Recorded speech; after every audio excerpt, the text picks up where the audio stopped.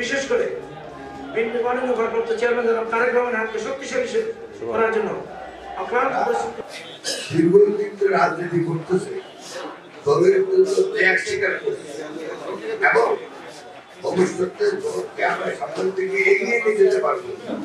ওই ধরনের নেতার জন্য একদম আমাদের কর্মীদের দ্বারা নির্বাচিত হয়ে উপরের থেকে আসে। কিভাবে এটা করা যাবে, সুন্দরভাবে করা যাবে, সেটার জন্য আজকে আমাদের এই কর্মী। ভবিষ্যতে নতুন কমিটি হবে, অনেকে অনেক ধরনের কথা বলবে, অনেক মতামত দিবে। এটাকে আমরা দ্বিধা বিভক্তি না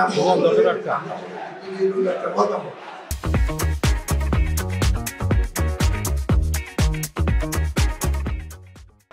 ওই মতামতগুলো সবগুলোকে আমরা ধর্তব্য এনে যেন ভবিষ্যতে আমাদের দলকে আমরা শক্তিশালী করতে পারি, সেজন্য আমরা দলীয় নির্বাচনের পদ্ধতি ঠিক করার জন্যই এখন আমাদের আমি আশা করি আমাদের যখন নতুন নেতৃত্ব হবে তখন আপনারা দেখবেন যে এইসব নতুন থাকবে। পুরো দেশে প্রায় 1200 নেতা কর্মীকে বহিষ্কার করা হয়েছে। বরিশালে যদি এমন কিছু করে থাকে, অভিযোগ থাকে, তাহলে আমাদের দল ঠিক মতো অ্যাকশন নিচ্ছে।